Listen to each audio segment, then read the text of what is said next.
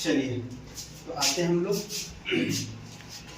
Work, energy and power. ये chapter 9 है और उसका पार्ट 1 है। ये भी 2-3 पार्ट में हम लोग ये चैप्टर कंप्लीट करेंगे। पहले हम लोग इसमें वर्क के बारे में पढ़ेंगे, फिर एनर्जी पढ़ाएंगे, फिर पावर। चलिए, वर्क क्या है यानी कार्य क्या है। तो किसी वस्तु पर बल लगाने से अगर वस्तु में विस्थापन आता है तो वो कार्य है, अगर विस्थापन नहीं होगा तो वो कार्य नहीं है। याद रखिए, जैसे ये दीवार है, अगर इसको हम ताकत लगा के धक्का दे रहे हैं तो बल तो लगा रहे हैं लेकिन वस्तु में विस्थापन नहीं आया, तो विस्थापन नहीं हुआ तो कार्य क्या होगा, कार्य नहीं कहलाएगा, यानी वर्क हो गया 0। ठीक है, यानी क्या कंडीशन है, बल लगाने से यदि वस्तु विस्थापित हो रही है तो कार्य है और नहीं तो कार्य नहीं है। कार्य कौन सी राशि होती है, अदिश राशि होती है, इसके पास दिशा नहीं होता है। ठीक है, वर्ग का फॉर्मूला यानी कार्य का फॉर्मूला होता है बल गुने विस्थापन, बल गुने विस्थापन। अच्छा, ये गुना का क्या मतलब है, ये गुना का मतलब है अदिश राशि जब होता है तो ये डॉट वाला गुना आता है। ठीक है, तो W बराबर Fs cos थीटा, W बराबर Fs cos थीटा। कार्य 3 तरह का होता है, कार्य धनात्मक हो सकता है, कार्य ऋणात्मक हो सकता है और कार्य शून्य हो सकता है। अब एक एक करके तीनों को समझते हैं।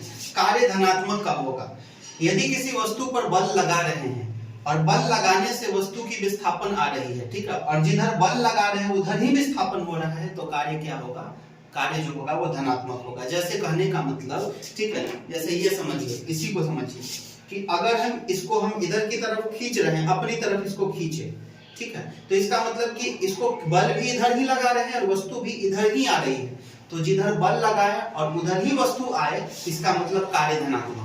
लेकिन अगर यही चीज बल हम इधर लगाए और वस्तु उधर की तरफ जाने लगे तो कार्य क्या होगा, ऋणात्मक। जैसे मान लेते हैं कि कोई ऐसा इंक्लाइन प्लेन है, कोई ऐसा ढाला की माफी, तो मान लेते हैं कि कोई रोलर ऊपर से नीचे की तरफ आ रहा है, तो हम उसको ऐसे ताकत लगा रहे हैं तो रुकेगा, वो नीचे की तरफ आता ही रहेगा, यानी हम बल तो उधर लगा रहे हैं लेकिन वो आ कहाँ रहा है, हमारे विपरीत, यानी जिधर बल लगा रहे हैं उसके ठीक उल्टा गति कर रहा है, विपरीत दिशा में, तो बोलेंगे कार्य ऋणात्मक है। कार्य कैसा, ऋणात्मक।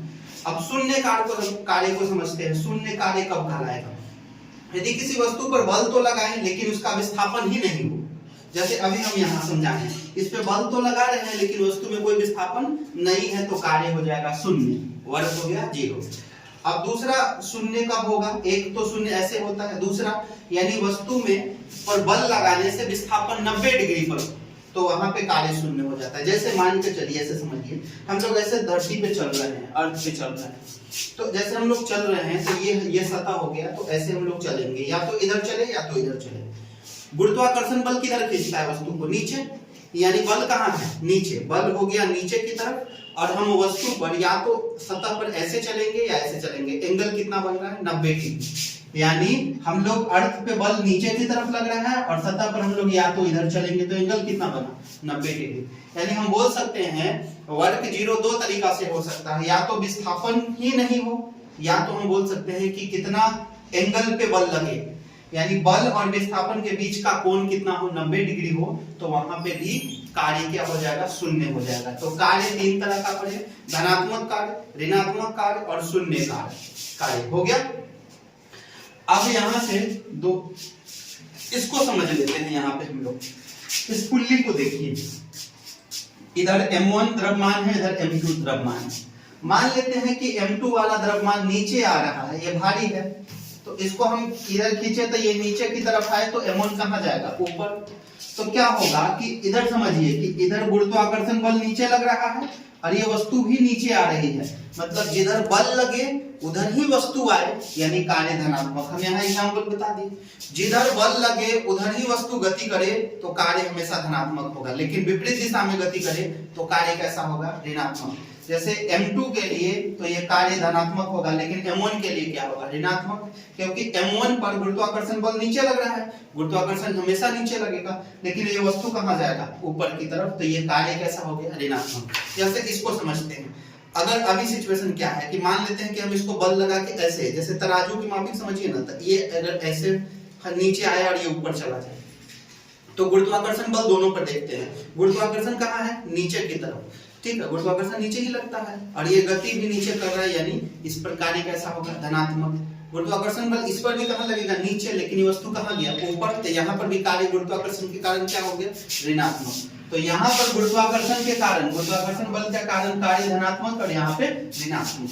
अब स्प्रिंग पर समझते हैं। इस स्प्रिंग को हम इधर फोर्स लगा के खींच रहे हैं, देखिए इधर खींच रहे हैं, और स्प्रिंग में मतलब इधर बल लगाए इधर ही विस्थापन हो, तो जिधर बल लगा रहे हैं उधर ही विस्थापन होता है, तो कार्य धनात्मक।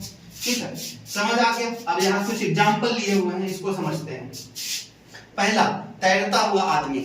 अगर कोई आदमी स्विमिंग कर रहा है, तैर रहा है, तो बताइए वो तैरेगा आगे तक की तरफ जाने के लिए, पैर से कहाँ मारेगा वो, पीछे की तरफ, यानी वो विस्थापित कहाँ हो रहा है, आगे। बल कहाँ लगा रहा है, पीछे। यानी कार्य क्या हो गया यहाँ पे कार्य हो गया ऋणात्मक। कार्य क्या हो गया, क्यों? क्योंकि वो आगे बढ़ रहा है, लेकिन बल कहाँ लगा रहा है, पीछे की तरफ। आगे बढ़ने के लिए बल कहाँ लगा रहा है, पीछे की तरफ, तो यहाँ पे कार्य हो गया ऋणात्मक। ठीक है, जानवर द्वारा या मनुष्य द्वारा उठाया गया बोझ। मान लेते हैं कि सिर पे आप टोकरी वगैरह लेके मूव कर रहे हैं, तो टोकरी लेके अगर आप आगे की तरफ जा रहे हैं, तो टोकरी के कारण बल कहाँ लग रहा है, नीचे। वेट कहाँ लग रहा है, टोकरी का नीचे, यानी गुरुत्वाकर्षण बल नीचे, और आप इधर मूव कर रहे हैं। इसका मतलब क्या है, कोण कितना बन गया, 90 डिग्री वाला। यहाँ कॉन्सेप्ट समझिए, ये वाला। तो यहाँ पर कार्य क्या हो गया, इसके कारण कार्य क्या हो गया, 0। यहाँ पर कार्य क्या हो गया, 0। यहाँ पे वर्ग क्या हो गया, कार्य यहाँ पे हो गया नेगेटिव, माइनस में होगा। प्रकाश संश्लेषण, प्रकाश संश्लेषण की क्रिया के कारण कार्य क्या होगा भाई, प्रकाश संश्लेषण में तो कुछ विस्थापन ही नहीं हो रहा है, यानी कार्य कितना हो गया, 0। कार्य कितना, 0। बड़ा दीवार को धक्का देने पर, जैसे अभी दीवार को धक्का दे रहे हैं, या कोई ऐसा पहाड़ पर्वत को धक्का दे रहे हैं, तो उसको आप विस्थापित नहीं कर सकते, यानी बड़ा दीवार को धक्का देने से भी कार्य क्या हो जाएगा, 0। टहलने में किया गया कार्य, यदि टहलिएगा तो धरती पर गुरुत्वाकर्षण बल कहाँ लगेगा, हमेशा नीचे, और आप टहलिएगा तो कोण कितना बन जाएगा, 90 डिग्री। 90 डिग्री, यानी टहलने के कारण भी कार्य कितना हो जाएगा, 0। टहलने के कारण कार्य 0। गुरुत्वाकर्षण बल के कारण कार्य क्या होता है, 0। परमाणु में इलेक्ट्रॉन का चक्कर लगाने के कारण कार्य क्या होगा, अच्छा बताइए। परमाणु में इलेक्ट्रॉन चारों तरफ घूमता है, तो विस्थापन क्या हो जाएगा, जहां से शुरू करेगा वहीं पर बार बार घूम घूम के जाएगा, यानी विस्थापन भी क्या हो जाएगा, 0। यानी यहाँ पर भी परमाणु के अंदर इलेक्ट्रॉन के चक्कर लगाने के कारण उसका कार्य क्या हो जाएगा, 0। समझ गए। तो यह आज हम लोग पढ़े वर्क के बारे में, कार्य के बारे में, फिर हम लोग ऊर्जा पढ़ेंगे, फिर शक्ति पढ़ेंगे। देखिए इतना शॉर्ट में आपको हम ये पूरा चैप्टर यानी पूरा कार्य बता दिए। अगर आप सही से इसको वीडियो को एक बार और देखेंगे, बढ़िया से समझेंगे, ठीक है, तो आपसे यहाँ से कोई भी क्वेश्चन नहीं छूटेगा, किसी भी एग्जाम में नहीं छूटेगा। क्लियर।